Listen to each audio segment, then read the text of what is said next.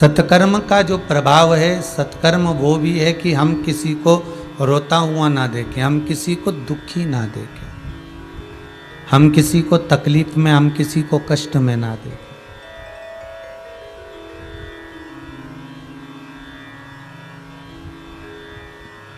मैं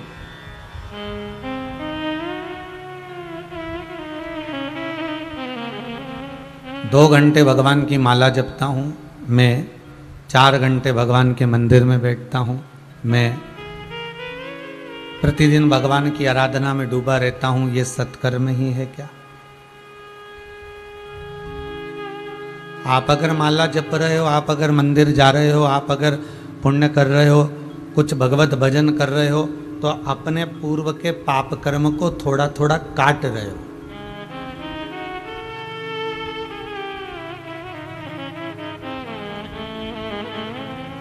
गर्ग संहिता कहती है, आप जितने कदम चलकर मंदिर में पहुंचते हो, आप जितने कदम चलकर भगवत स्मरण में पहुंचते हो, आप जितने कदम चलकर भगवान की कथा तक या भगवान की भक्ति तक पहुंचते हो, उतने पाप आप जो पूर्व में कर कर आए हो, गर्ग संहिता कहती है, वो धीरे धीरे आपके चलने से, भगवत भजन की ओर बढ़ने से कटते चले जाते हैं।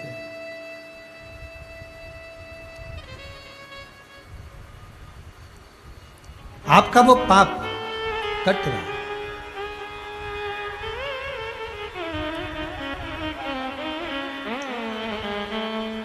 कोई बिलख रहा है, कोई बिलख रहा है, कोई कष्ट में है, बहुत बहुत दुखी है, और उसके दुख का निवारण अगर आपने कर दिया तो यही सत्कर्म है। एक भजन किसी ने गाया है, बड़ा सुंदर है। कभी प्यासे को पानी पिलाया नहीं, बाधु अमृत पिलाने से क्या फायदा। अर्थात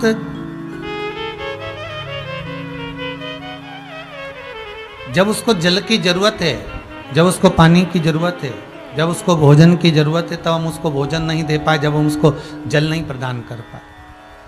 और बाद में हमने भोजन भंडारा चलवाया, बाद में हमने बहुत सारा भोज करवाया, बहुत ब्राह्मणों को भोजन भी करवाया, हमने साधुजनों को भी भोज करवाया, हमने बहुत चींटियों को भी अन्न का दाना दिया, सब कुछ करा, पर वो चला गया।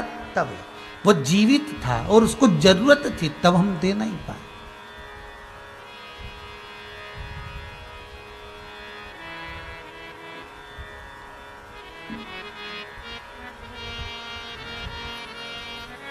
तब हम पहचान नहीं पाए और उसको हम अच्छा कुछ प्रदान कर नहीं पाए। बक्सर बिहार वाले मिश्रा जी, आप अगर कथा सुन रहे हैं तो बड़े ध्यान से सुनिएगा। ये जो व्यक्ति सत्कर्म करता है, मंदिर जा रहे हो, ये आपका कर्म,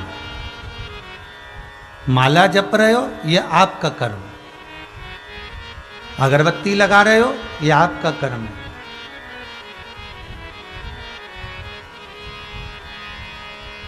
पर यदि आप किसी के आंख के आंसुओं को पोंछ रहे हो, किसी को औषधि दे रहे हो, किसी के लिए कुछ अच्छा कार्य कर रहे हो, ये सत्कर्म है। और ये सत्कर्म कब होता है? तो कहा, जब घर में धन तो होता है, घर में पैसा तो रखा होता है, घर में पूंजी तो होती है, ऐसा धन जैसा आज राजगरिया परिवार अपने माता पिता की स्मृति में शिव महापुराण की कथा को ऑनलाइन करा रहा है, ऐसा धन तो सबके पास में होगा। पर राजगरिया परिवार अगर कुछ पुण्य का कार्य कर रहा है, सत्कर्म कर रहा है, शिव महापुराण की कथा को करवाकर, केवल कथा करवाना एक अलग लक्ष्य है। कथा करवाने को राजगरिया परिवार तो अपने राउरकेला में करवा सकते थे, उड़ीसा में करवा सकते थे, पर वो ऑनलाइन कथा कराकर आज ये कोरोना महामारी में, जब दुनिया दुख में हर तरफ त्राही त्राही जहां मच रही है, लोगों के नयनों में जब अश्रु भरा हुआ है, ऐसे समय में इस कथा को करवाकर इस राजगरिया परिवार ने कई दुनिया के लोगों में पूरे विश्व के लोगों में उनके चेहरे पर प्रसन्नता लाकर रख दी है। इसको कहते हैं कि नैनों के अश्रु को पोंछ देना, ये सत्कर्म करवाया गया। और ये सत्कर्म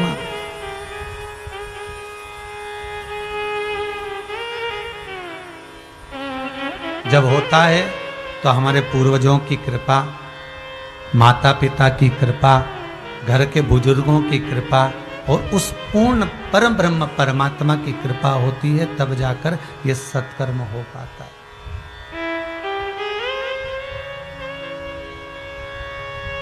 उसकी कृपा हो। तेरी कृपा बिना न हिले एक भी अणु, लेते हैं श्वास तेरी कृपा से तनु तनु। हे गंगाधार मुक्ति द्वार ओमकार, ये उसकी कृपा से, और उसकी कृपा बिना कुछ भी नहीं। शिव महापुराण की कथा कर रही है, शंकर की कथा कर रही है, शंकर का अनुमोदन कर रहा है, शिव महापुराण का स्मरण कर रहा है। अगर एक क्षण के लिए भी हम भगवान की भक्ति में बैठ रहे हैं और जन कल्याण के लिए, जगत के हित के लिए बैठ रहे हैं, तो समझ लेना कि आप सत्कर्म की ओर अग्रणी हो। एक मेरे को खुशी की बात सबसे ज्यादा ये लगी इस कोरोना महामारी में, कि जब चारों तरफ दुख समाहित हुआ, तानपुरा की आवाज कम करो, जब चारों तरफ दुख समाहित हुआ,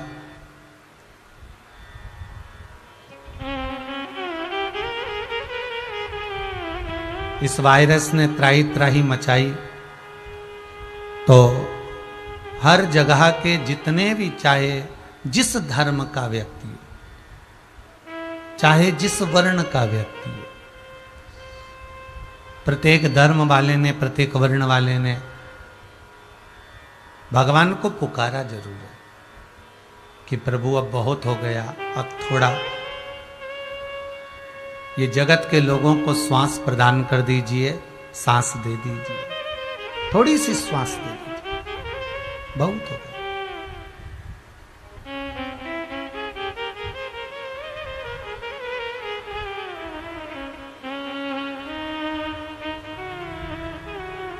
दुनिया के लोगों ने पुकारा जरूर है भगवान, और जब जग कल्याण के लिए, जगत हित के लिए, संपूर्ण विश्व कल्याण के लिए हमारे जब हाथ उठते हैं, संपूर्ण विश्व कल्याण के लिए जब हमारे दोनों हाथ परमात्मा के चरणों की ओर जाते हैं, तो समझ लो कि आप सत्कर्म कर रहे हो।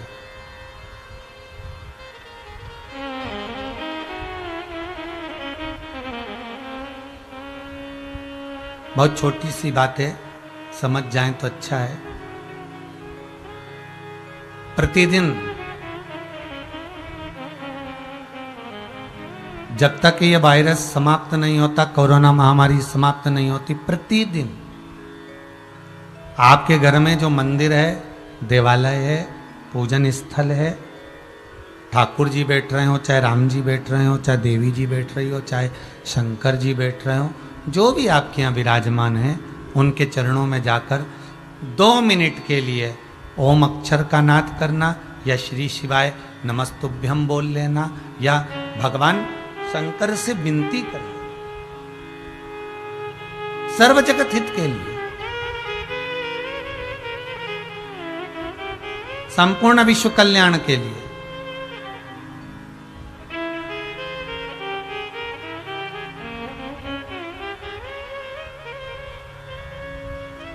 और संपूर्ण विश्व के कल्याण के लिए तो देवता भी अग्रणी रहते हैं महाराज। जिस समय पर माता सती अपने प्राणों को त्यागी और माता सती के शव को लेकर भगवान शंकर ने अपने कंधे पर लिया, और कंधे पर लेकर भगवान शंकर माता सती के शव को यहां वहां क्रोध में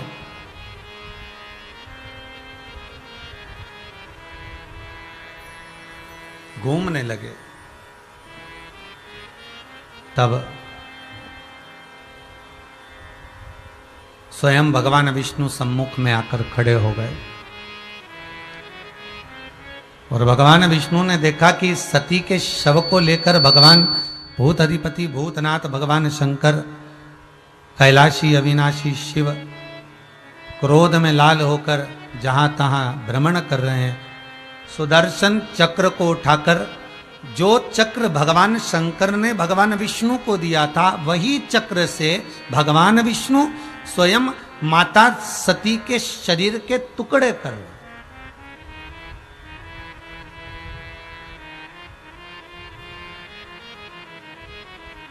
और माता सती के शरीर के टुकड़े करे, और वो टुकड़े जहां जहां पर गिरे वो शक्तिपीठ बन गए।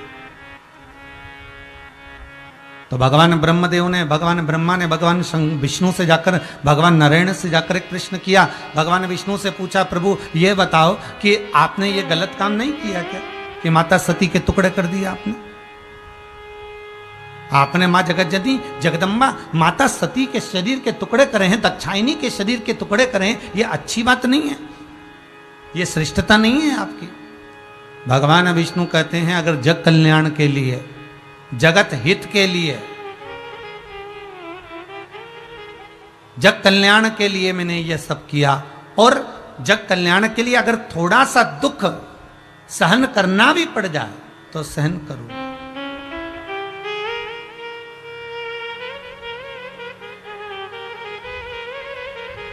एक माँ अपने छोटे से बच्चे को जब लेकर जाती है ना, और जब वो उसको टीका लगता है, इंजेक्शन लगता है बाल्यावस्था में, छोटा सा बच्चा, और उस बच्चे को लेकर माँ जाती है और माँ कहती है इसको टीका लगा दीजिए, इसको इंजेक्शन लगा दीजिए। और क्रम वाइज उस बच्चे को इंजेक्शन लगते हैं। डॉक्टर खुद कहते हैं अब इतने महीने पर लेके आना, इतने दिन बाद लेकर आना, और वो बच्चे को लेकर जाती है 15 दिन में, 20 दिन में, 12 दिन में, 8 दिन में, 10 दिन में, 14 दिन में, 3 दिन में, जैसे जैसे लेकर पहुंचती है। मां को मालूम है, माता को यह ज्ञात है, माता के मन में यह भाव है कि ये बच्चे को कष्ट होगा, दर्द होगा, दुख होगा, हो सकता है कि इसको रात्रि में नींद भी ना आए और ये उथल पुथल करता रहे, रात्रि में हो सकता है सो भी ना पाए, बुखार भी आ जाए। माता को ये सब मालूम है और माँ ये सब जानती है। उसके बाद भी माँ उस बच्चे को इंजेक्शन लगवाती है, माँ उस बच्चे को टीका लगवाती है। क्यों? क्योंकि माँ कहती है कि मैं अपना हित ना देखूं, इस बच्चे का हित देखूं, इस बच्चे का।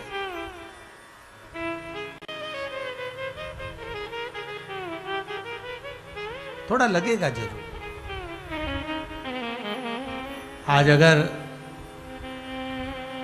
संपूर्ण भारत की भूमि पर पुलिस प्रशासन थोड़ा सा प्रेशर दे रही है, घर में रहो, बाहर मत निकलो, दरवाज़ा बंद कर कर रखो, थोड़ा दुकानें बंद कर कर रखो, तुम अपने घर में रहो, थोड़ा उनका क्रोध दिख जरूर रहा है, पर इससे फायदा आपका है। प्राण रहेंगे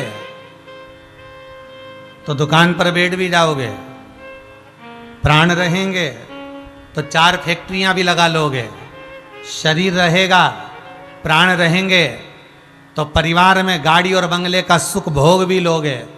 और अगर मालूम पड़े दुकान खोलकर बैठ गए और वायरस लग गया, कोरोना जैसी महामारी लग गई, और मालूम पड़े हॉस्पिटल में पड़े रहे और आखिरी में राम नाम सत्य हो गया, तो फिर वो कमाने का लाभ क्या होगा?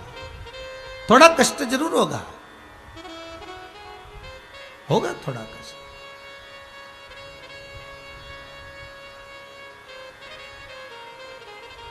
पर जग कल्याण के लिए, जगत हित के लिए अगर थोड़ा दुख भी सहन करना पड़ जाए तो चले। श्री सुखदेव जी महाराज, जो भगवान शंकर का ही एक अंश माने जाते हैं, जिस समय पर भगवान सुखदेव जी महाराज स्वयं एक तोते का एक छोटा सा बच्चा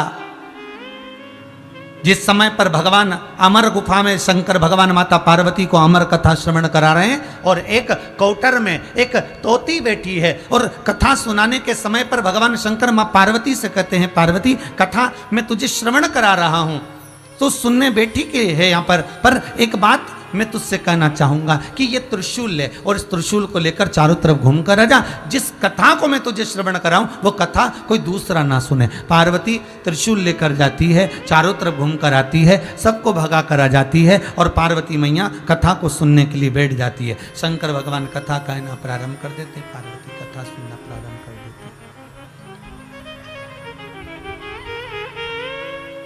और पार्वती मैया जब कथा सुनना प्रारंभ करती हैं, भगवान शंकर 3 बार ताली का नाद करते हैं। भगवान भूताधिपति भगवान शंकर 3 बार ताली का नाद करते हैं और ताली का नाद करते से ही तोती का प्रसव हो जाता है और तोती के गर्भ का अंडा कोटर में गिर जाता है। शिवजी पार्वती मैया को अमर कथा सुनाते रहते हैं।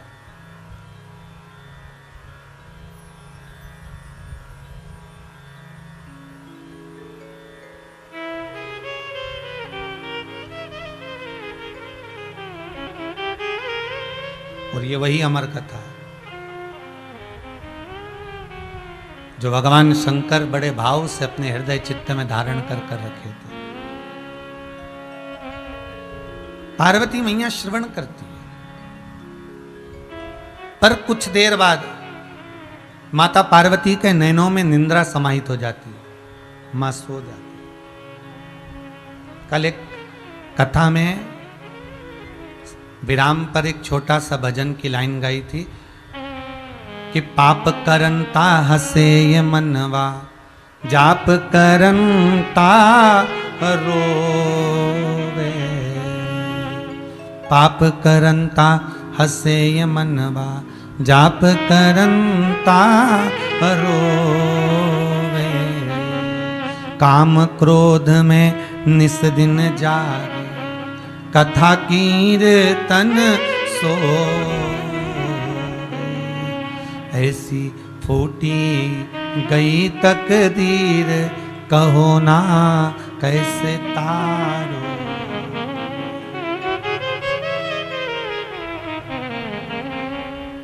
रात को 12-1 बजे तक अगर टीवी देखना है, फिल्म देखना है तो नींद नहीं आएगी।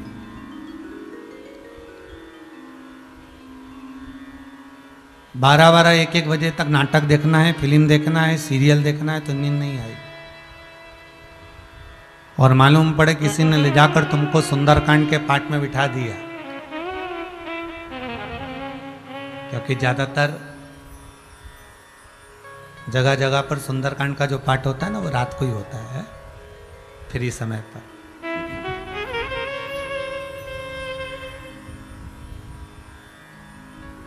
और रात्रि को किसी ने आपको सुंदरकांड के पाठ में ले जाकर बिठा दिया, रात को किसी ने भजन में ले जाकर बिठा दिया।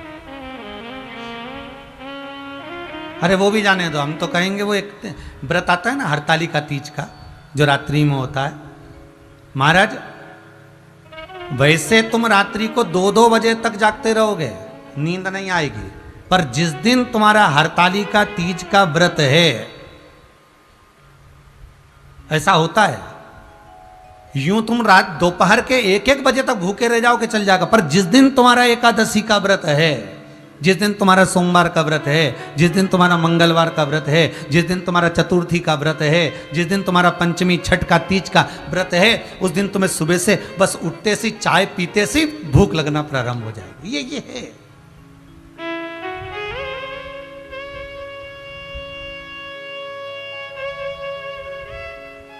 ऐसे आप रात को 12-12 बजे तक 1-1 बजे तक जगते रहो, पर हरतालिका तीज के दिन जैसे ही पूजन का दिन आता है, रात्रि जैसे जैसे शाम मर्द पहली पूजन हुई, दूसरी पूजन हुई और मालूम पड़े नैनों में नींद समाहित होने लगती है। आप कहीं पर जाओ सत्संग में, भजन में, कीर्तन में रात्रि के समय पर बैठे बस नींद आना प्रारंभ हो जाएगी। पर जहाँ वो कहे ना कि भाई ऐसा क्यों होता है, उसका कारण क्या है। लोग शादी में डीजे पर कितना नाचते हैं, नींद नहीं आती, और भजन में बैठते हैं और नींद आने लगती है, कथा में बैठे और नींद आने लगती है। उसका एक कारण ये भी हो सकता है क्योंकि नींद हमेशा अच्छी जगह पर ही आती है, नींद हमेशा मखमल के गादी तकिए पर ही आती है, नींद हमेशा डनलप के गद्दे पर ही आती है, नींद हमेशा सुकून की जगह पर ही आती है। और ये डीजे, ये डिस्को, ये नाटक, ये सीरियल, ये फिल्में, ये जितनी भी हैं, ये सेज सुख की नहीं है, ये मखमल के गादी तकिया नहीं है, ये कांटों की सेज है। इसलिए नाटक में, सीरियल में,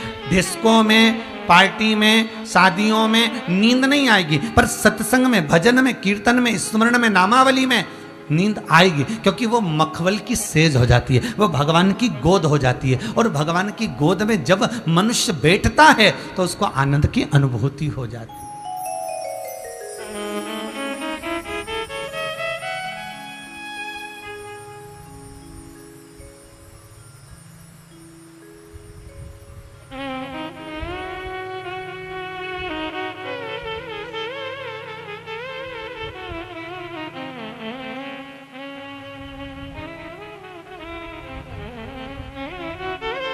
तुम भगवान की पूजा और आरती मशीनों के भरोसे पर छोड़ दी। अभी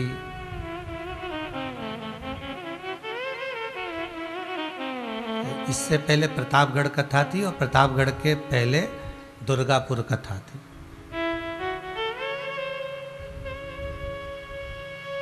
कैलाश अग्रवाल कथा को अग्रवाल परिवार कराया था। यूट्यूब पर भी वो कथा आई थी, लक्ष्मी नारायण मंदिर में हो रही थी। उसी मंदिर में हम भी ठहरे हुए थे। हमने देखा, केवल उसी मंदिर में नहीं, कई मंदिरों में देखा, आरती के समय पर लोग हाथ में घंटी और घड़ियाल लेना बंद कर दिए। एक मशीन आ गई, उज्जैन में मिलती है, हरिद्वार में भी मिलती है, और वो मशीन का खटका दबा दो और नगाड़ा बजना चालू हो जाता है, घंटे की नाद होना चालू हो जाती है, घंटी बजना चालू हो जाती है।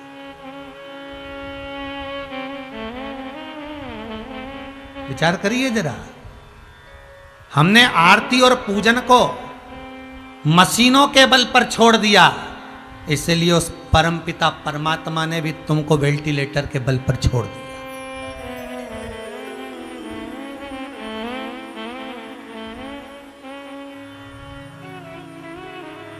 हम दुर्गापुर कथा करने गए तो हमने वहां भी देखा, वो बटन चालू कर देते महाराज जी और घंटियां बजना चालू हो जाती है और नगाड़े बजना चालू हो जाते हैं। अब पूजा और आरती भी अगर मशीनों के बल पर हो रही है और तुमने भगवान की आरती और पूजन को मशीनों के बल पर अगर छोड़ दिया है, तो भगवान ने भी तुम्हें मशीनों के बल पर छोड़ दिया।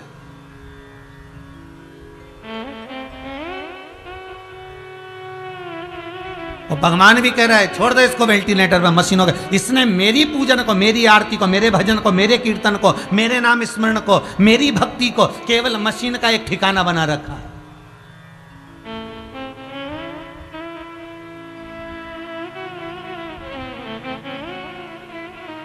कोई कह रहा था भगवान हमारी सुनता क्यों नहीं। हमने हमारे एक कोई माता ने कहा हमारे पति चले गया इस कोरोना महामारी में, मैंने भगवान से इतनी विनती करी, इतनी पूजन करी, इतनी अर्चना करी, भगवान ने मेरी एक नहीं सुनी, भगवान ने मेरी जरा सी ना सुनी। हमने कहा माँ निवेदन है आपसे, पूरा लंबा समय निकाल कर देखिए पूजन में कितने समय से जुड़े हो आप, पूरा लंबा समय निकाल कर देखिए आप भगवान की भक्ति में कितना जुड़े हो आप। एक गुरुजी ने एक शिष्या से पूछा तुम्हारे ससुर की उम्र कितनी है? गुरुदेव 22 साल। तुम्हारी सास की उम्र कितनी है? गुरुदेव 38 साल। गुरुदेव फिर पूछे तुम्हारी उम्र कितनी है? 52 साल। तुम्हारे पति की उम्र कितनी है? कल पैदा हुआ है। पत्नी कह रही, सास को गुस्सा आ गया जो सामने बैठी थी, उठकर खड़ी हो गई, महाराज ये मेरी बहू ने अपनी उम्र सही बताई, बाकी के सब झूठा बताया। ससुर 22 साल का है, मैं 38 साल की हूं, इसका पति कल पैदा हुआ तो शादी किसके साथ हुई इसकी? इसने केवल अपनी उम्र सही बताई, बाकी की सारी उम्र गलत बताई। गुरुजी हाथ जोड़कर बोले, मां आप बैठ जाओ, गुस्सा मत करो, मैंने आपकी बहू से आपकी उम्र पूछी है, और वो उम्र नहीं जो तुम्हारी है, मैंने आपकी बहू से केवल वो उम्र पूछी है कि कौन कितने समय से भगवान की सेवा में लगा है।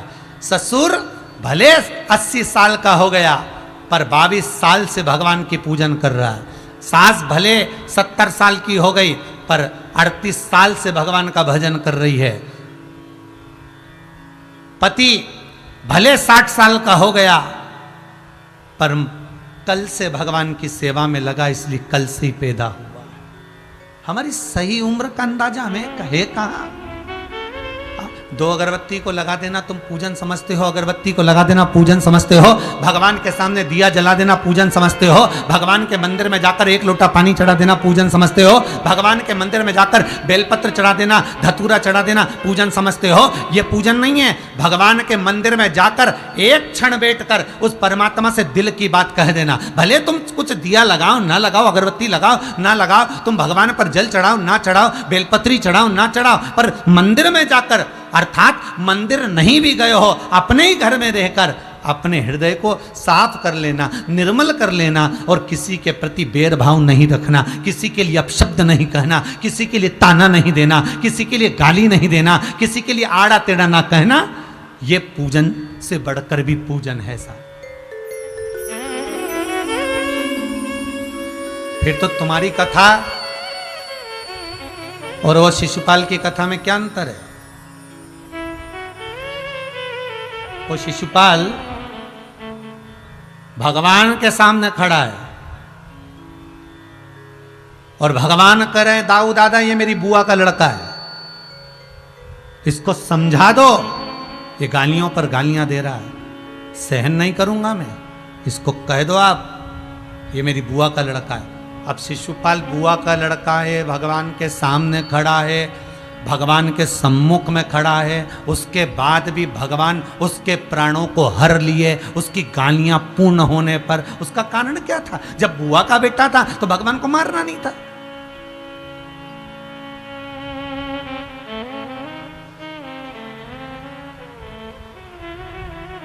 जब भगवान कृष्ण के सामने खड़ा था तो भगवान को मारना नहीं था, क्योंकि भगवान सम्मुख में, फिर क्यों मारा?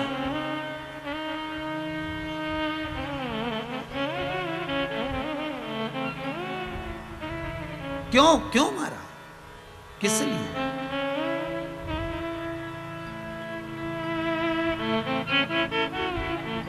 भगवान कह रहे हैं दिखावे की पूजन ना हो,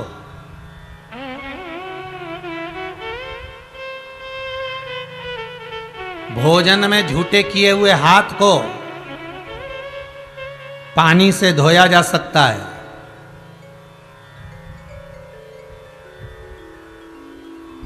भोजन करते समय सब्जी में भिड़े हुए कपड़े को साबुन से धोया जा सकता है, पर कमाई करते समय झूठे किए हुए हाथ को 1 रुपये को 2 रुपये बनाते समय, कमाई करते समय झूठे किए हुए हाथ को ना तो पानी से धोया जा सकता है ना साबुन से धोया जा सकता है। ये झूठे किए हुए हाथ केवल सत्संग से ही धुल सकते हैं, केवल भगवान की भक्ति।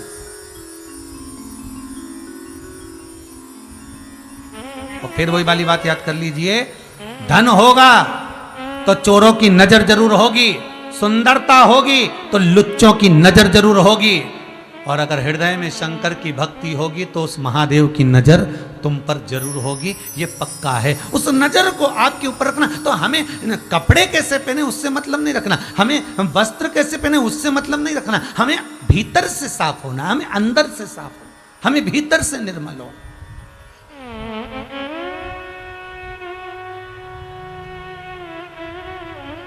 हमारा मन पवित्र नहीं है।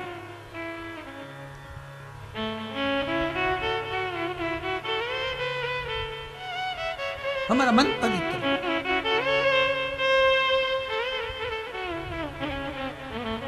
हमें भगवान की याद कब आती है? सोमवार आता है तब शंकर जी की याद आ जाती है, मंगलवार आता है तो हनुमान जी की याद आ जाती है। पूरे व्हाट्सएप पे देख लेना तुम भले हो, मंगलवार आएगा तो हनुमान जी का फोटो आ जाएगा, सोमवार आएगा तो शंकर जी का फोटो आ जाएगा, शनिवार आएगा तो शनि महाराज का फोटो आ जाएगा, शुक्रवार आएगा तो देवी जी का फोटो आ जाएगा, रविवार आएगा तो सूर्य नारायण भगवान का फोटो आ जाएगा। हम देवता को भी उसी दिन याद कर रहे हैं जिस दिन उसका वार है, इसके सिवाय हम उस देवता को याद नहीं कर रहे हैं।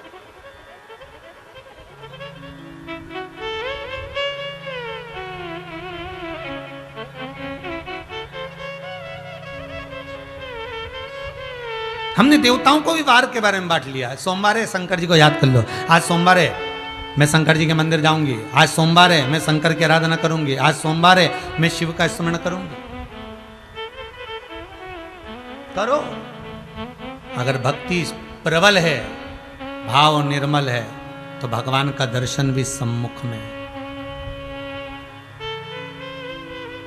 कल समीर जी के मोबाइल पर बहुत सारे लोगों ने अपने अपने फोटो डाले, उसमें कुछ फोटो लोगों ने डाले कि गुरुदेव से कहना 60% कोरोना था, पूरे शरीर बेकार हो चुका था, केवल मोबाइल पर शिव महापुराण की कथा को सुन सुनकर श्री शिवाय नमस्तुभ्यम का जाप कर कर ठीक होकर घर आ गया हूँ।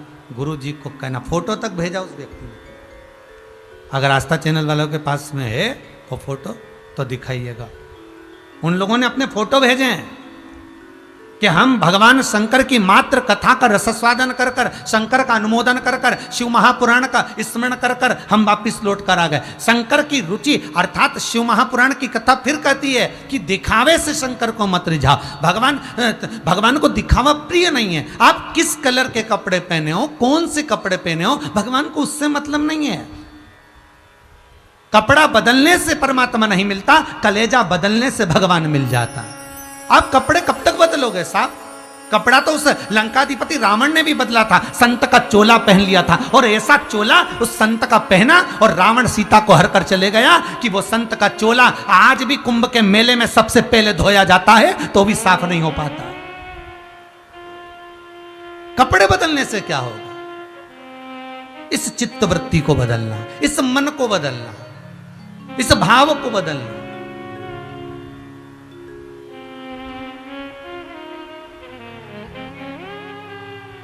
आप उसको रिझाओ, मिलेगा।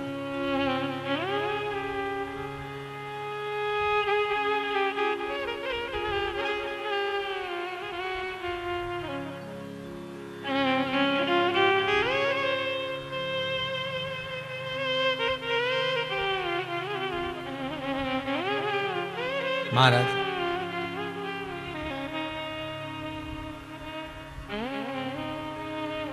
हे मंत्र महामंगलकारी, ओम नमः शिवाय, ओम नमः शिवाय। हे मंत्र महामंगलकारी, ओम नमः शिवाय, ओम नमः शिवाय। हे मंत्र महामंगलकारी, ओम नमः शिवाय, ओम नमः शिवाय। हे मंत्र महामंगलकारी, ओम नमः शिवाय, ओम नमः शिवाय। ओम नमः शिवाय, ओम नमः शिवाय, ओम नमः शिवाय, ओम नमः शिवाय। ओम नमः शिवाय, ओम नमः शिवाय, ओम नमः शिवाय, ओम नमः शिवाय। ओम नमः शिवाय, ओम नमः शिवाय, ओम नमः शिवाय, ओम नमः शिवाय। हे मंत्र मंगलकारी,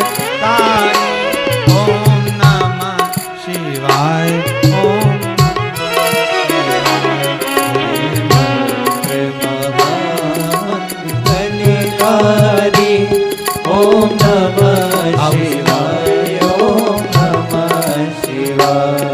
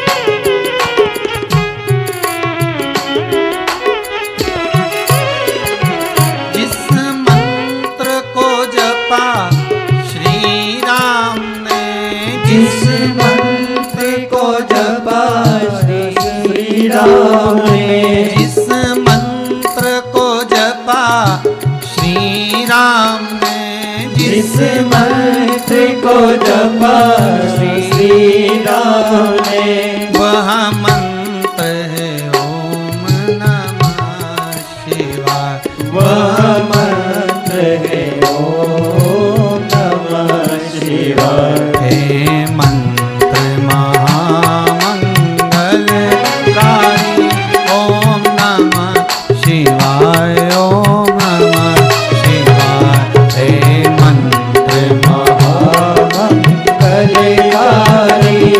ओम नमः शिवाय। ओम नमः शिवाय। ओम नमः शिवाय। ओम नमः शिवाय। ओम नमः शिवाय। ओम नमः शिवाय। ओम नमः शिवाय। ओम नमः शिवाय। ओम नमः शिवाय। ओम नमः शिवाय। ओम नमः शिवाय। ओम नमः शिवाय। ओम नमः शिवाय। ओम नमः शिवाय। हे मंत्र महामंगलकारी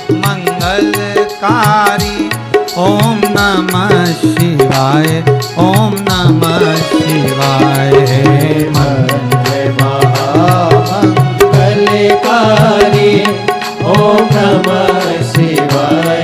ओम नमः शिवाय।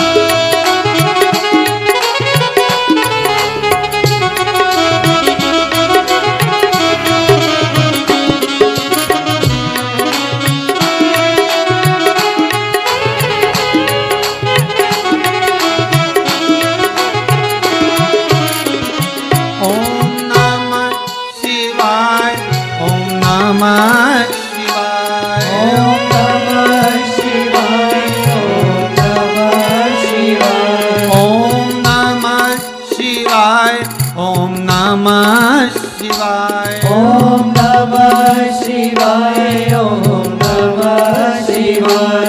हे मंत्र महामंगलकारी ओम नमः शिवाय। ओम नमः शिवाय। हे मंत्र महामंगलकारी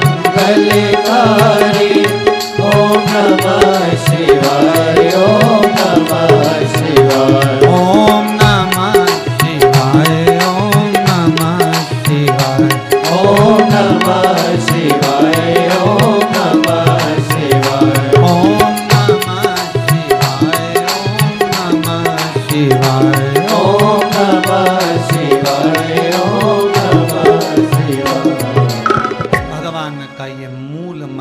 जपने वाला, जपाने वाला, नित्य भगवान का स्मरण चित्त धारण करने वाला कभी भटक नहीं सकता।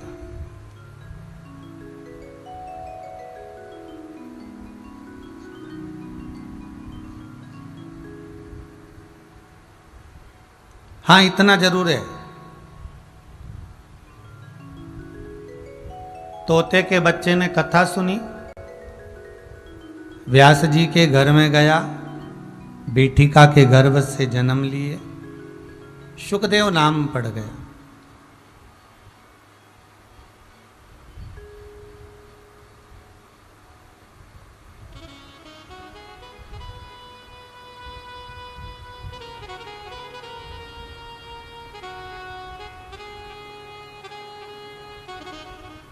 तोता,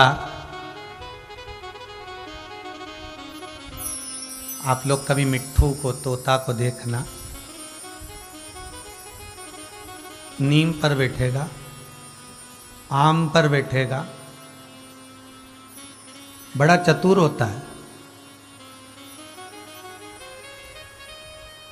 कांटे की झाड़ी पर कम बैठता है, पर वही तोता, वही सुखदेव जी महाराज जो जन्म लेने के बाद अवस्था धारण कर कर वन को जाने लगे और श्री वेद व्यास जी महाराज उनको पकड़ कर लेकर आए। चलो, कहाँ जा रहे हो? महाराज मेरा मन नहीं है गृहस्थाश्रम में पढ़ने का, मैं तो बैरागी में, त्यागी में, सन्यासी बनकर अपनी जिंदगी जीना चाहता हूं, मेरा मन नहीं है गृहस्थाश्रम में पढ़ने। वेद व्यास जी कहते हैं कि सबसे बड़ा आश्रम ही गृहस्थाश्रम है।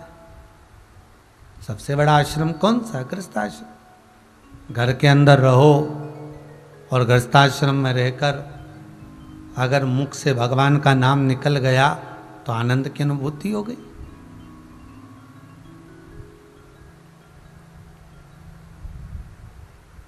कहां भटकना व्यर्थ का? घर में रहो, परिवार में रहो और गृहस्थाश्रम में रहकर भगवत भजन करो। सुखदेव जी महाराज राजी नहीं हुए, वेद व्यास जी ने उनको खूब समझाया, बड़ी मुश्किल से राजी,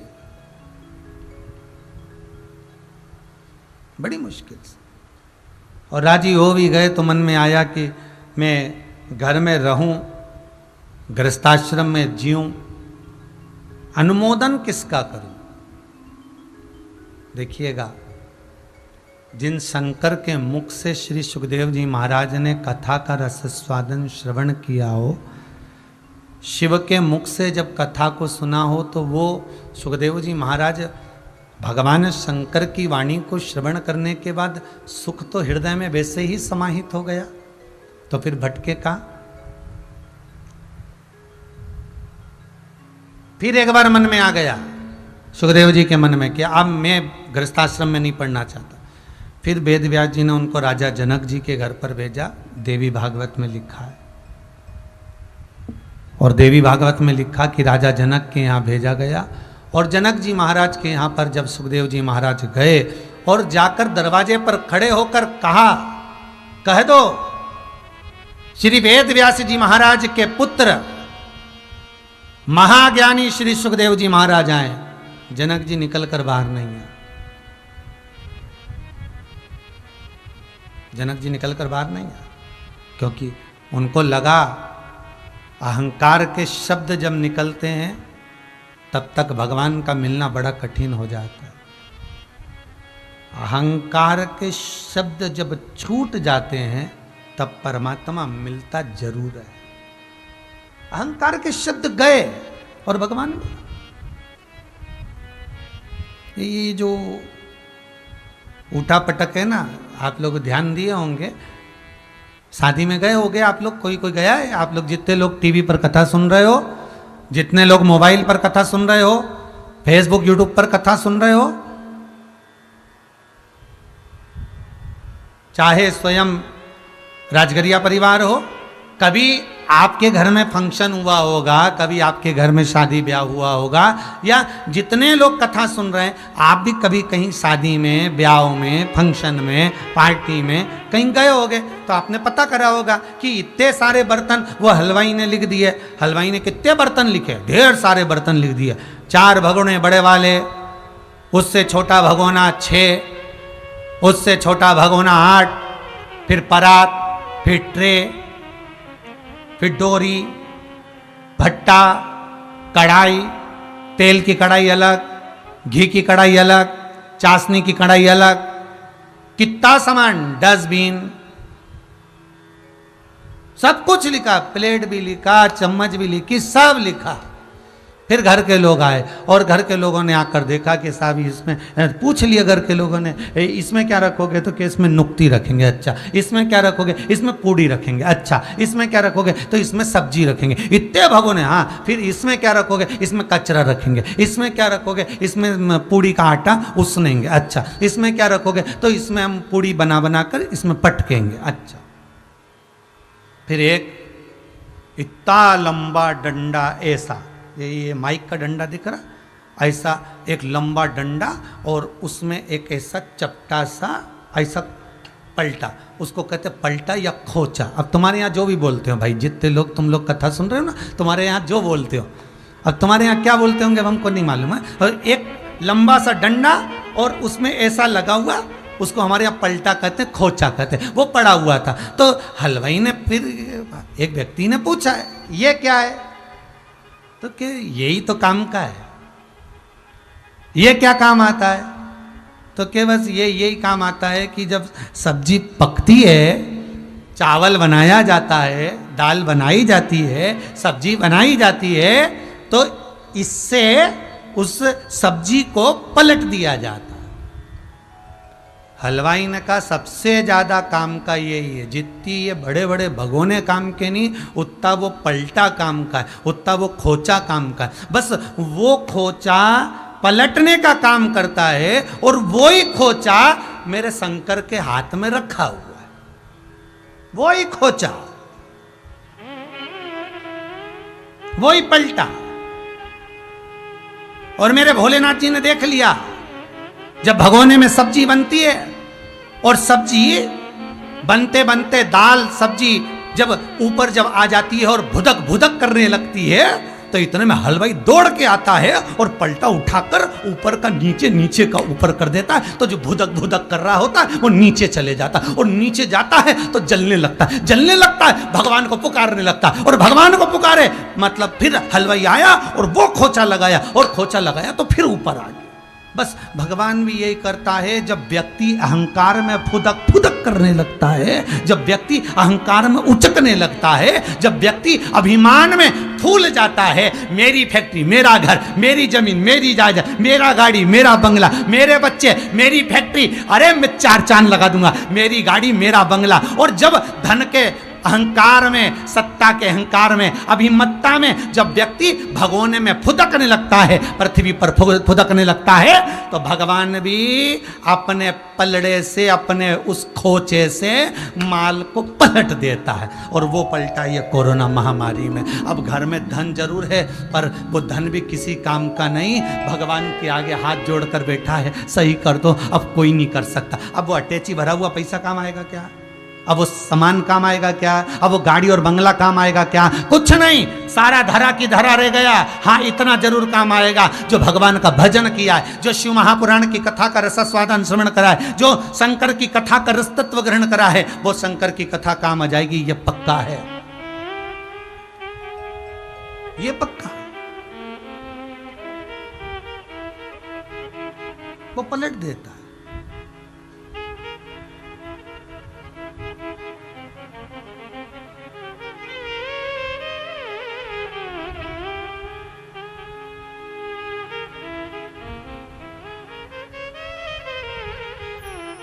मनुष्य को सीधा करने का तरीका भगवान को बहुत सारे हैं।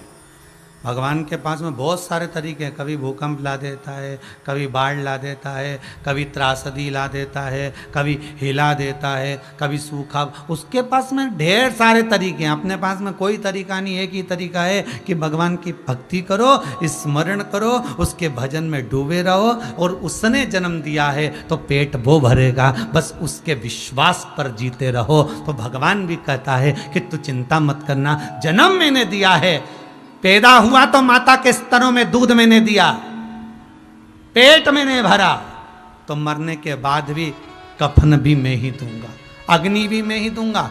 और वो आज भगवान ने कलिकाल में सिद्ध कर दिया। ना मोहल्ले वाले, अरे पड़ोसी भी आंख कर आंसू नहीं पोंछ रहे, मोहल्ले के लोग देखते रह रहे हैं बस कि मर गया, रो रहे हैं, पर कोई आंसू पोंछने वाला नहीं। कौन चुप करा रहा है, कौन आंसू पोंछ रहा है? विपदा की घड़ी में पलंग के सिराने पर आकर कौन खड़ा है? जो तुमने भजन किया, जो तुमने दान किया, जो तुमने पुण्य करा, जो तुमने सत्कर्म करा, वो सम्मुख में खड़ा।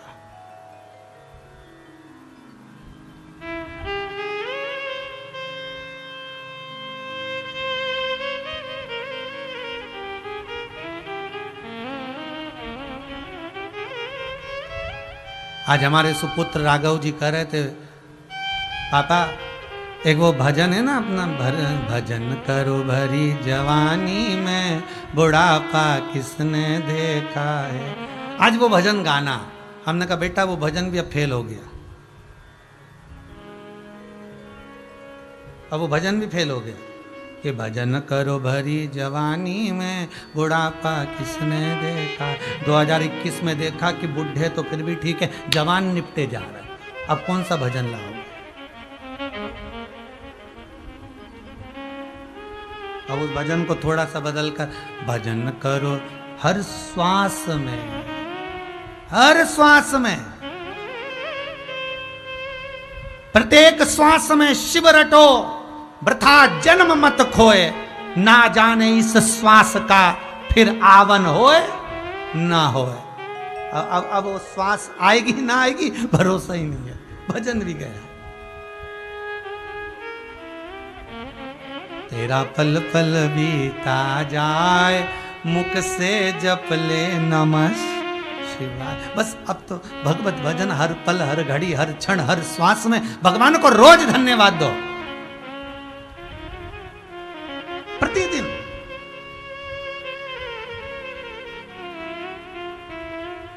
आज हम भगवती महाराज को कह रहे थे, भगवती महाराज अब लोगों को एक काम करना चाहिए कि जिनसे दुश्मनी है उनको भी जय श्री कृष्णा करना चाहिए। आज हम भगवती महाराज को कि जिनसे दुश्मनी है, जिनसे आप नहीं बोलते नहीं चालते नहीं बात होती आपकी, उसको भी राम राम कहो, उसको भी जय श्री कृष्णा करो, उसको भी श्री शिवाय नमस्तुभ्यम बोलो, उसको भी हर हर महादेव बोलो, उसको भी जय बाबा की बोलो।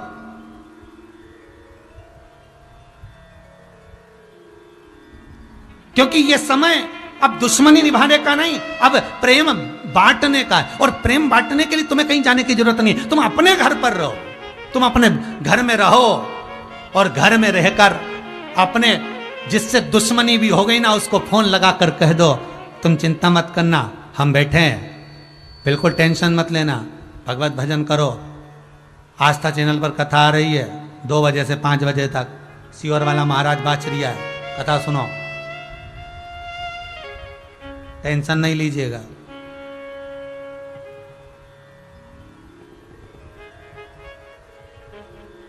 बाद में ओम शांति लिखने से अच्छा है पहले ही भगवत भजन का स्मरण कर लो, उससे प्रेम की वाणी बोल लो।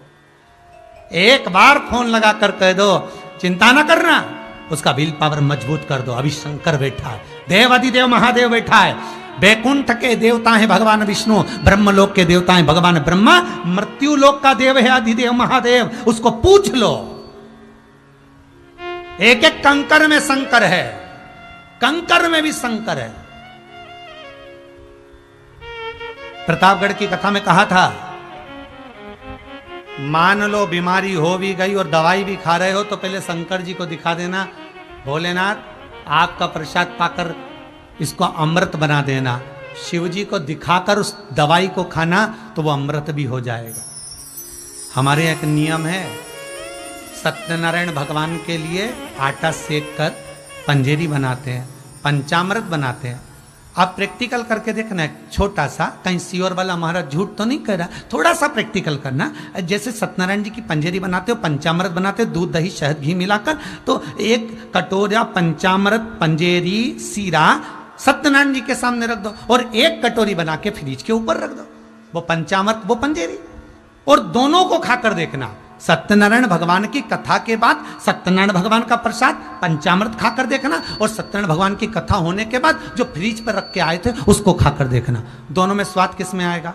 बोलो रे, जितने टीवी के सामने बैठे हो, जितने आस्था चैनल पर कथा सुन रहे हो, सब बोलो हृदय से कि जो फ्रिज में रखा है, जो फ्रिज के ऊपर रखा है, उसमें स्वाद आएगा क्या?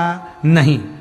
स्वाद काय में आएगा? जो भगवान सत्यनारायण को भोग लगाया पंजेरी का, पंचामृत का, जो भगवान के सामने भोग लगाया उसका स्वाद आएगा। और तुम बाकी का तुम कहीं पे भी रख दो, उसमें स्वाद नहीं आएगा। उसी तरह अगर दवाई भी तुम ले रहे हो, बीमारी लग गई, वायरस लग गया, तकलीफ ज्यादा हो रही है, ऑक्सीजन नहीं मिल रही, वेंटिलेटर नहीं मिल रहा, तो जो दवाई डॉक्टर दे रहा है उसको एक बार शंकर को समर्पित कर कर उस शंकर से कह दो, तेरे पर विश्वास रखकर तेरी औषधि मेरे स्वामी को दे रही हूं, मेरे अपनों को दे रही हूं, कृपा करना अब इस औषधि को अमृत बना देना। हे भोलेनाथ, अब ये औषधि को तुम्हें से जब मीरा विष का प्याला गिरधर गोपाल को दे देती है और वो विष अमृत बन जाता है, तो क्या वो दवाई अमृत नहीं बन सकती? बस विश्वास रखकर दोगे तो अमृत बन जाएगी। विश्वास रखकर।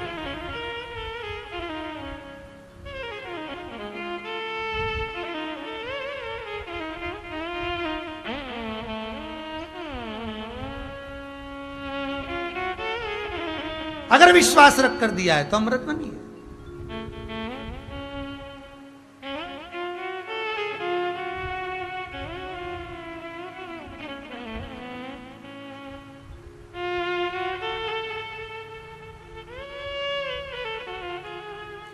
बड़े बड़े कोविड सेंटर बने, बहुत बड़ा कोविड सेंटर इंदौर में बनाया गया, सूचना मिली बहुत बड़ा कोविड सेंटर बना हुआ है और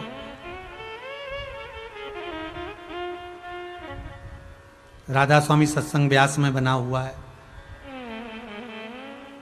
दवाइयाँ चालू हो गई, मरीज भी आना प्रारंभ हो गए। सूचना मिली तो हमने एक माहेश्वरी जी हैं, उनको खबर करी कि एक काम करिए, आप वहाँ पर जाकर थोड़ा सूचना दो कि जितने मरीज इस कोविड सेंटर में रह रहे हैं उनको कम से कम 5 या 10 मिनट का भगवत कीर्तन कराओ। कुछ नहीं, जितने लोग पलंग पर पड़े हैं उनको भगवत कीर्तन कराओ। जितना कोई बेड पे बन जाए तो ठीक, कोई पड़ा है तो ठीक। भगवत नाम तो जब्बा, व्यक्ति का शरीर तो कष्ट में, भगवत भजन करने में क्या दिक्कत है? आज भगवान की ऐसी कृपा हुई कि उस कोविड सेंटर में भगवत नाम का जाप भी चालू हुआ और धीरे धीरे जाप चालू होते होते जितने कोविड सेंटर हैं उसमें 15 से 20 मिनट का कीर्तन भजन लोग जपवा रहे हैं और लोग उस कीर्तन के बल पर मरीज धीरे धीरे ठीक होते चले। ये भगवत भजन का बल है।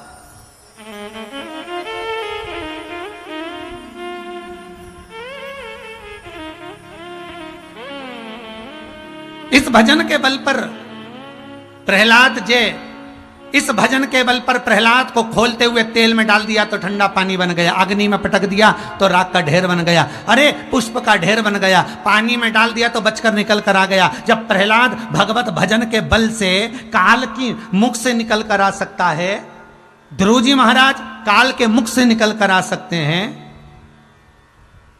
मीरा काल के मुख से निकल कर आ सकती हैं, तो फिर संसार का मनुष्य क्यों नहीं है?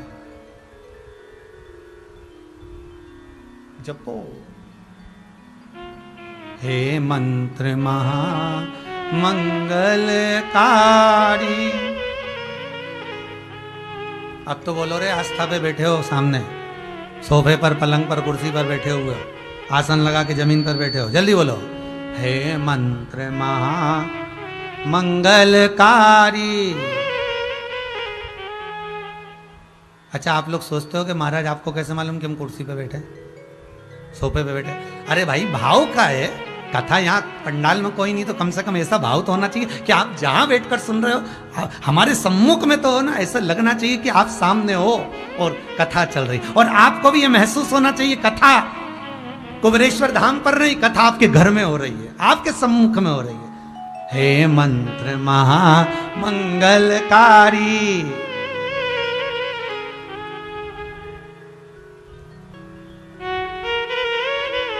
बोलो राजगरिया परिवार, हाँ बोलो, सब लोग बोलो जरा। हे मंत्र महा मंगलकारी, ताली बजाकर बोलो जरा। ओम नमः शिवाय, ओम नमः शिवाय, ओम नमः शिवाय, ओम नमः शिवाय, ओम नमः शिवाय, ओम नमः शिवाय, ओम नमः शिवाय, ओम नमः शिवाय, ओम नमः शिवाय, ओम नमः शिवाय, ओम नमः शिवाय, ओम नमः शिवाय, ओम नमः शिवाय, ओम नमः शिवाय, ओम नमः शिवाय, ओम नमः शिवाय, ओम नमः शिवाय, ओम नमः शिवाय, ओम नमः शिवाय, ओम नमः शिवाय। हे मंत्र महामंगलकारी, ओम नमः शिवाय, ओम नमः शिवाय। हे मंत्र महामंगलकारी, ओम नमः शिवाय, ओम नमः शिवाय। जपो नमः शिवाय, बोलो नमः शिवाय, जपो नमः शिवाय, बोलो नमः शिवाय, जपो नमः शिवाय, बोलो नमः शिवाय, जपो नमः शिवाय, बोलो नमः शिवाय। हे मंत्र महामंगलकारी, ओम नमः शिवाय, ओम नमः शिवाय। हे मंत्र महामंगलकारी, ओम नमः शिवाय, ओम नमः शिवाय। आओ से मुंबई वाले, दिल्ली वाले, पुणे वाले, इंदौर वालों, देवास वालों, सीहोर वालों, भोपाल वालों, जहां जहां उड़ीसा वालों, सब दोनों हाथ से ताली बजाकर हे मंत्र महामंगलकारी,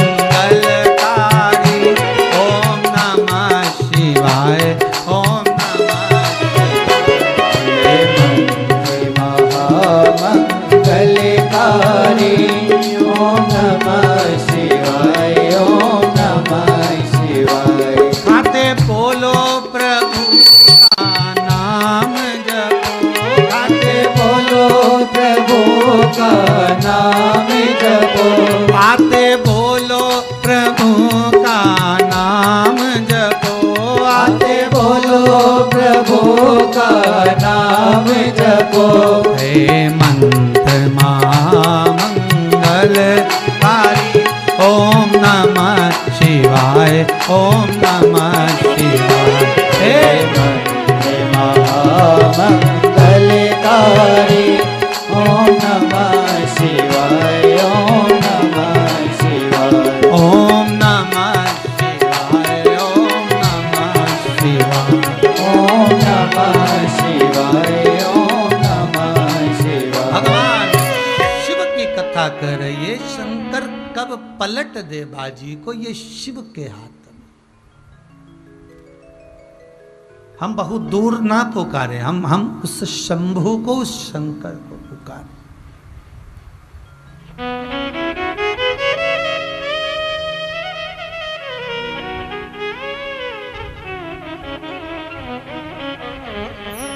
शिव पुराण कह रही है। केवल सुखदेव जी महाराज ही शंकर की आराधना नहीं करे। सुखदेव जी महाराज ने जनक जी महाराज के दरवाजे पर जब पहुँचे और जनक जी ने कहा कि गृहस्थाश्रम धारण करो तब गुरु मंत्र मिलेगा, तो जनक जी से सुखदेव जी महाराज ने देवी भागवत का ये प्रसंग कहता है कि सुखदेव जी जनक जी से कहते हैं कि मैं गृहस्थाश्रम में तो पड़ जाऊंगा, मना नहीं है, पर निवेदन केवल इतना है कि मेरी जो धर्म पत्नी बने वो भी शंकर की आराधना करने वाली हो, बस इतना चाहिए। एक बात पहले भी कही, आज फिर कहते हैं, लड़का अधिक पढ़ा लिखा है तो लड़की भी पढ़ी लिखी होना चाहिए, लड़की अधिक पढ़ी लिखी है तो लड़का भी अधिक पढ़ा लिखा होना चाहिए। लड़की सुंदर है, लड़का भी सुंदर होना चाहिए। लड़की ज्ञानवान है, लड़का भी ज्ञानवान होना चाहिए। लड़की अगर विद्वान है तो लड़का भी विद्वान होना चाहिए।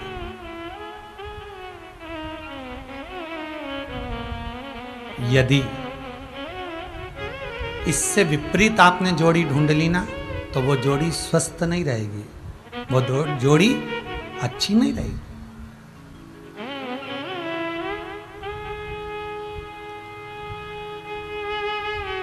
अगर आपकी बेटी, आपका पुत्र भगवान की भक्ति में डूबने वाला है ना भाई, तो भगवान से निवेदन करना कि इसके लिए लड़का लड़की हम ढूंढे तो भगवत भजन करने वाला ढूंढे।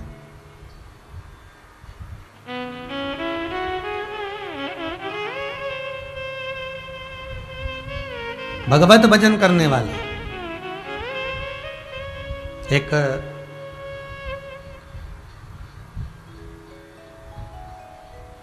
घर में बहू, बेटा, पोता, पोती और पिता, 5 सदस्य घर में रह रहे। पिताजी को खांसी चलने लगी।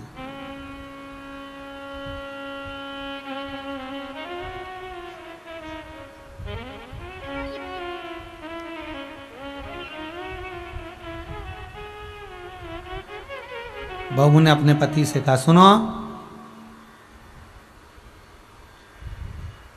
बच्चों को पढ़ने में डिस्टर्ब होता है, परेशानी होती है, पिताजी को जो माली का कमरा है चौकीदार वाला, उस कमरे में ठहरा दीजिए।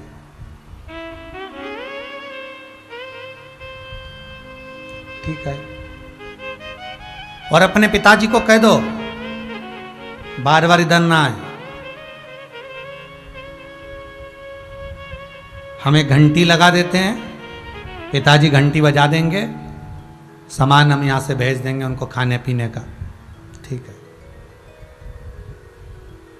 पिताजी से बेटे ने कहा, बाबू, हे बाबूजी, पिताजी, आप माली के कमरे में रह लोगे? हाँ बेटा, क्या दिक्कत है, बुढ़ापा शरीर है, मुझे तो काटना है जीवन, कोई बात नहीं, वहां रह लूंगा। बेटे ने पांव पकड़कर अपने पिताजी से कहा, आपके चरण पकड़ता हूं, आप घर में प्रवेश मत करना, आपके कारण विवाद होता है। ठीक है, पर मुझे खाने पीने की, ये घंटी बजाना, तुम्हारी बहू सामान भेज देगी, वो तुम्हारे लिए खाने पीने का सामान लेकर आएगी। ठीक है। पिताजी घंटी बजा देते, बहू नौकर के हाथ सामान भेज देती। 2 महीने 3 महीने निकले, यही काम चलता रहा। एक दिन पिताजी ने घंटी बजाई, बजी नहीं, बहू सामान लेकर नहीं गई। बेटे ने कसम दी थी, बाबूजी मेरी कसम है, आप घर में प्रवेश मत करना। पिता के पास पीने का पानी नहीं था, घंटी बजा बजा कर रह गया, घंटी नहीं बजी। सुबह से शाम हो गई, ऑफिस में छुट्टी भी लेट हुई आज पति की। शाम को पति आ गया, पूछा अपनी पत्नी से, पिताजी को कुछ दिया कि नहीं दिया?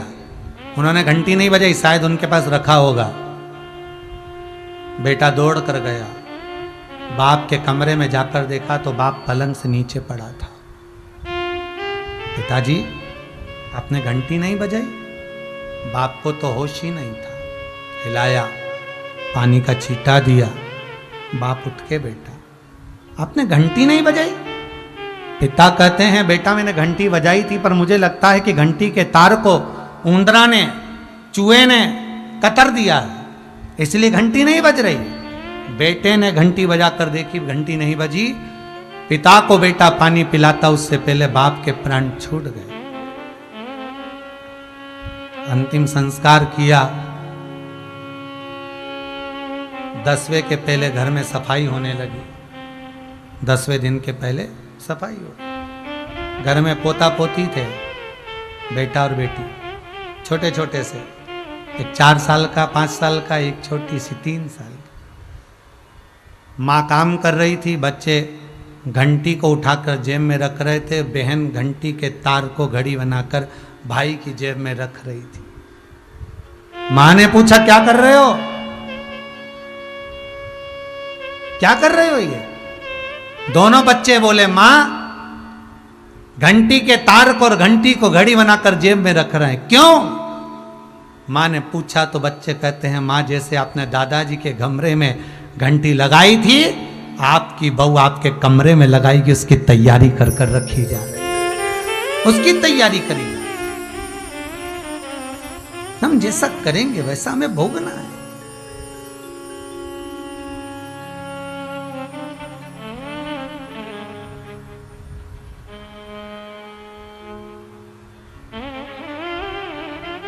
हम जैसा कर्म करेंगे उसके अनुसार हमें भोगना पड़ेगा।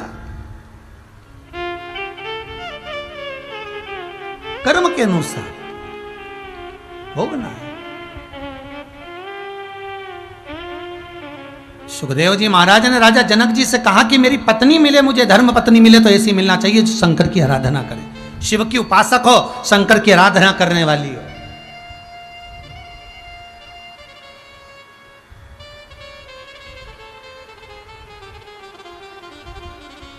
और आपसे भी निवेदन है, जितने लोग कथा सुन रहे हो, मुझे बहुत अच्छा लग रहा है।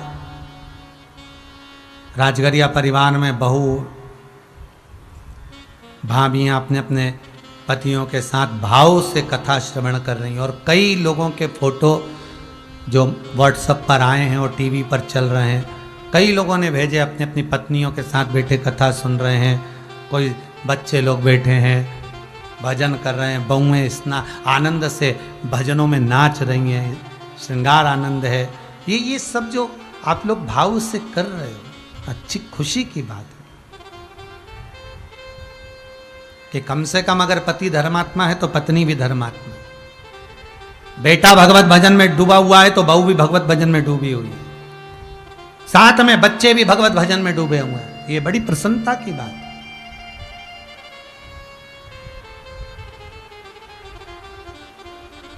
और दुनिया के लोग कहते हैं धर्म की जय हो, अधर्म का नाश हो, प्राणियों में सद्भावना हो, विश्व का कल्याण हो।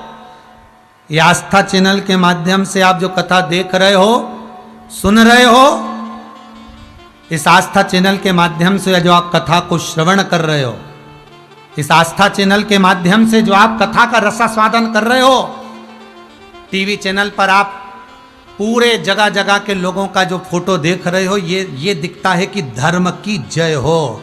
ये आस्था चैनल दिखा रहा है कि धर्म इसको कहते हैं। धर्म आज भी जागृत है और ये मानव हिंदू धर्म को दुनिया नष्ट नहीं कर सकती। ये इससे जागृतता दिखती है, ये इससे नजर आता है। ये धर्म की जागरूकता नजर आती है।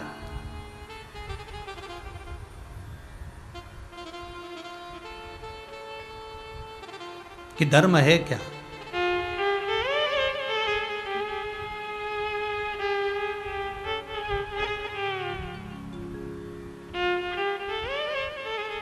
महाराज सुखदेव जी कह रहे हैं, मैं विवाह तो कर लूंगा जनक जी महाराज, पर गुरुदेव विवाह करूं तो पत्नी शिव भगत मिलना चाहिए। बड़ी भगवान की कृपा होती है जो पत्नी अच्छी मिल जाती है। भगवान की बड़ी कृपा होती है।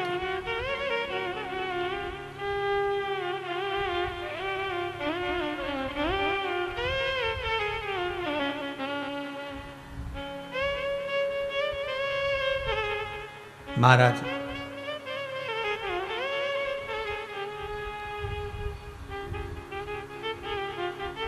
जनक जी ने कहा यदि तुम्हारे पिता वेद व्यास जी चाहेंगे तो तुम्हारी जो धर्म पत्नी मिलेगी वो भी शिव की भगत मिलेगी। पितरों की कन्या पीवरी, पितृलोक में जो पितृ निवास करते हैं,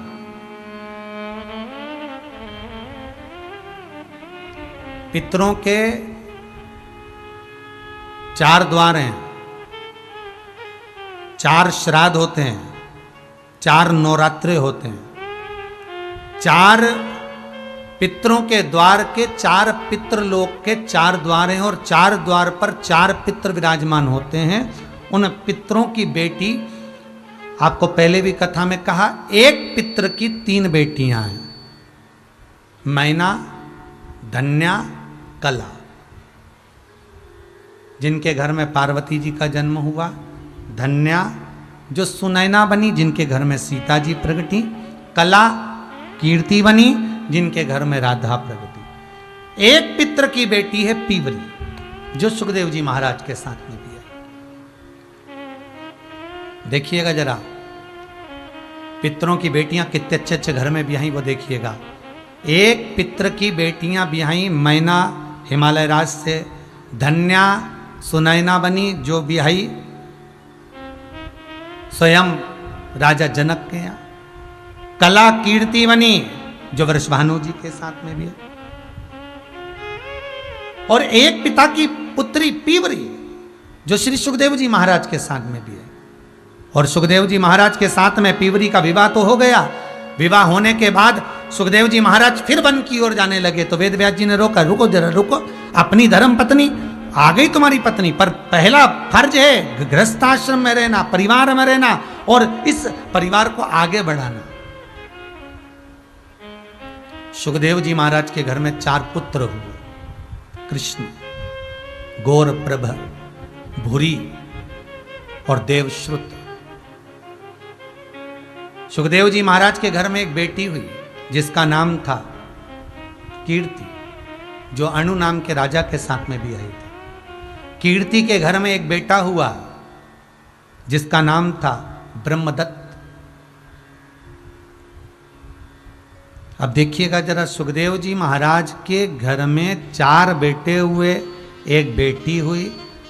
कितना सुंदर संवाद देवी भागवत में लिखा है कि ये 4 बेटे और एक बेटी शिव की उपासना में इतने डूबे रहते थे, इतने डूबे रहते थे कि जब ये ब्रह्मदत्त भांजा मामा के घर में जाता था तब मामा और भांजे दोनों गौरप्रभ और ब्रह्मदत्त मिलकर एक शिवलिंग का निर्माण करते थे। और शिवलिंग का निर्माण जब करते इतनी आराधना में डूब जाते थे, इतनी आराधना में डूब जाते थे कि शंकर के शिवलिंग का अभिषेक करना भूल जाते थे। तो स्वयं गंगा ब्रह्मदत्त और गौरप्रभ के सामने आकर शंकर के शिवलिंग पर बूंद बूंद पानी गिराने लगती थी, कहीं ये पार्थिव शिवलिंग, ये मट्टी का शिवलिंग सूखने के बाद तिड़क ना जाए, चटक ना जाए उसके।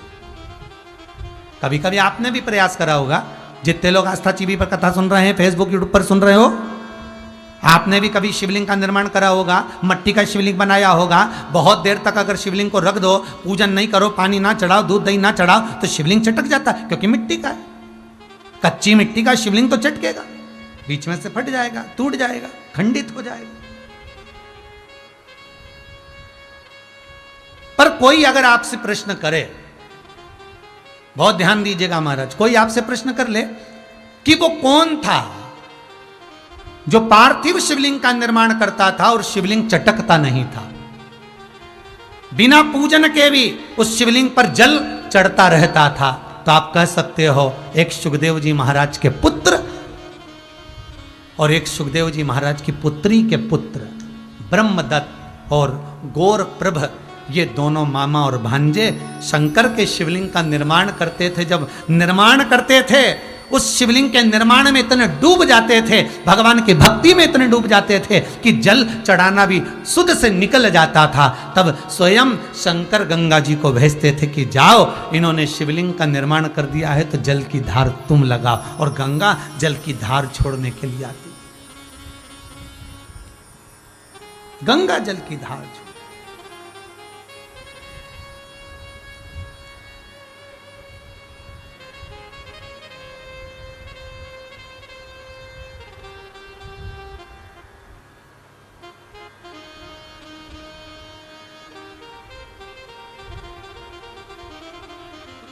हमारे गुरुदेव इंदौर हवेली जी श्री काका जी महाराज विठलेश राय, हमारी जो विठलेश सेवा समिति है वो उन्हीं के नाम से चलती। श्री विठलेश राय काका जी महाराज हमेशा कहते थे, गोलोकवासी परम पूज्य श्री काका जी महाराज एक शब्द कहते थे, मिश्रा भगवान की सेवा करने बैठो, ठाकुर से लाड़ लड़ाने बैठो और मान लो कोई वस्तु अगर नहीं भी है तो उसका दुख मत करो। ये मेरे काका जी महाराज, मेरे गुरुदेव महाराज का शब्द है, श्री विठलेश राय काका जी महाराज। और मेरे काका जी महाराज जी की सुंदर गादी पर जो विराजमान हुए गोलोकवासी परम पूज्य श्री देवकीनंदन जी महाराज जी,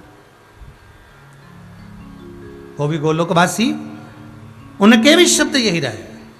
जब हम ठाकुर का श्रृंगार करें, जब हम ठाकुर जी से आराधना करने के लिए बैठे, जब भगवान से हम लाड़ लड़ाने के लिए बैठे, जब हम किसी मंदिर में, हवेली जी में, भगवत भजन में सेवा करने के लिए बैठे और मालूम पड़े कि तुम्हारे पास में कोई वस्तु नहीं है, कोई वस्तु चली गई, छिन्न हो गई, समाप्त हो गई, तो वहां यह विचार न करें कि वस्तु चली गई, छिन्न हो गई, समाप्त हो गई।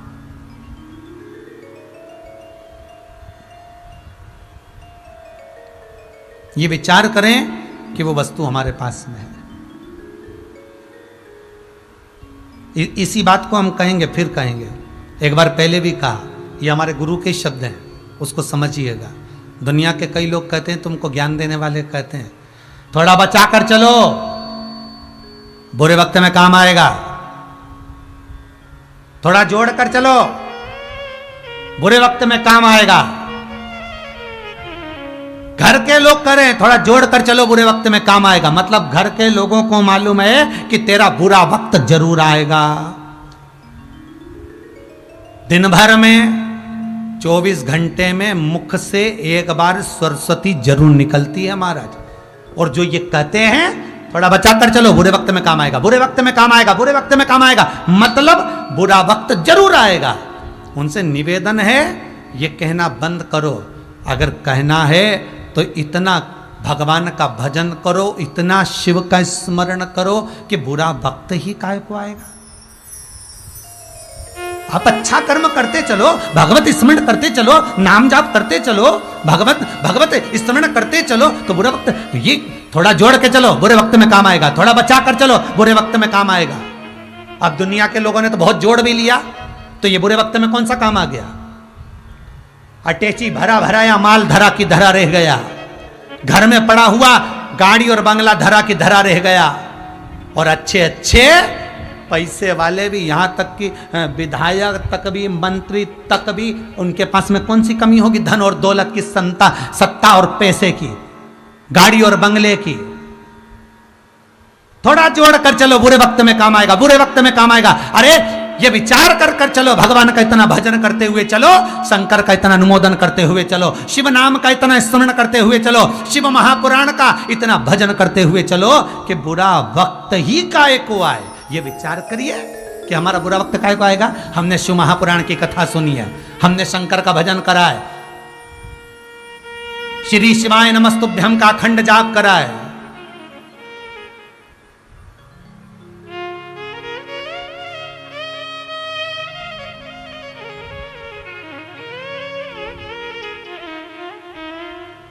श्री शिवाय नमस्तुभ्यम को जपा है। क्यों आएगा बुरा वक्त? तेरे दरबार की बाबा निराली शान देखी है, तुझे देते नहीं देखा पर झोली भरी देखी है। ये वो है, उसका स्मरण अगर आपने करा है तो बुरा वक्त नहीं आ सकता। आप भटकोगे नहीं, आपका मार्ग प्रशस्त रहेगा।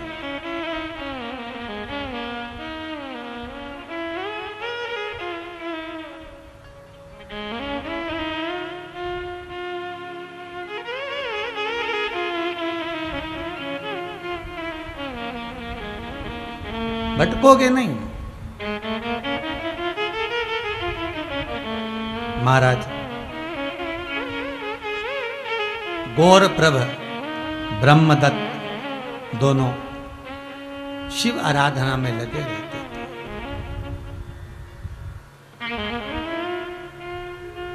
भगवान की भक्ति में डूबे रहते। महाराज काशी में बैठे भोले न्याय करें, भक्तों का बेड़ा शिव जी पार करें। काशी में बैठे भोले न्याय करें, भक्तों का बेड़ा शिव जी पार करें। काशी में बैठे भोले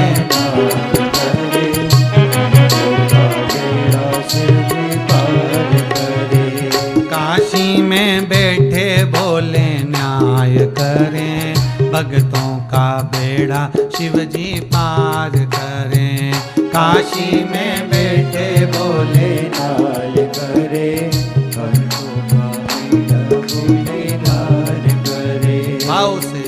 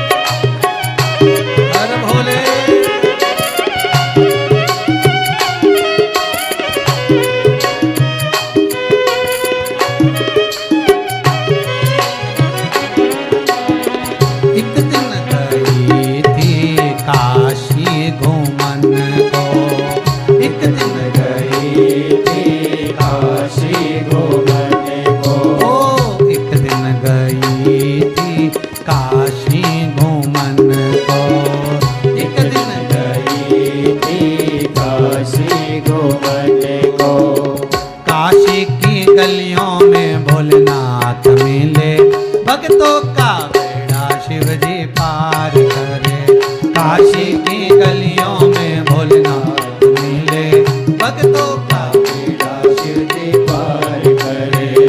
काशी में बैठे भोले न्याय करें, भक्तों का बेड़ा शिव जी पार करें। काशी में बैठे भोले नाथ करे, भक्तों का बेड़ा शिव जी पार करे। काशी में बैठे भोले न्याय करें, भक्तों का बेड़ा शिव जी पार करें। काशी में बैठे भोले न्याय करे, भक्तों का बेड़ा शिव जी पार करे। भक्तों का बेड़ा शिव जी पार करें, भक्तों का बेड़ा शिव जी पार करे। भक्तों का बेड़ा शिव जी पार करें। भक्तों का बेड़ा शिव जी पार करे। हर हर महादेव। भगवान भक्ति के प्रतिबिंब को धारण करने वाला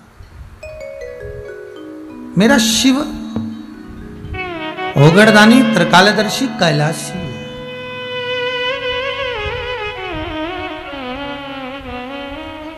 गौरप्रभ सुखदेव जी महाराज के पुत्र और ब्रह्मदत्त सुखदेव जी महाराज की बेटी के पुत्र।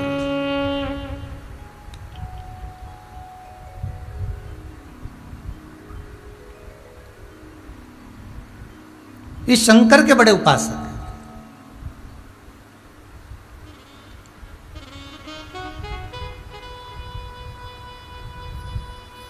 शिव उपासना में वस्तु बहुत चाहिए ये कहीं नहीं लिखा।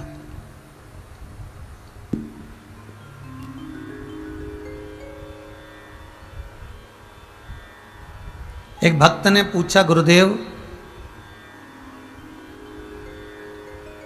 शंकर जी की उपासना में मान लो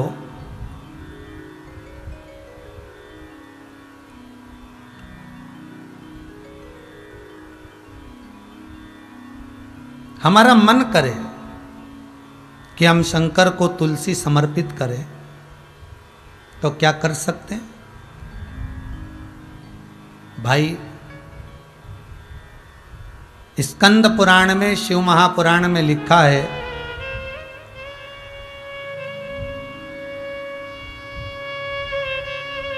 कि वृंदा के सात्वित्व का हरण भगवान विष्णु ने करा, शंकर जी ने जलंधर के प्राणों को हरा। वृंदा तुलसी का क्यारा बनी।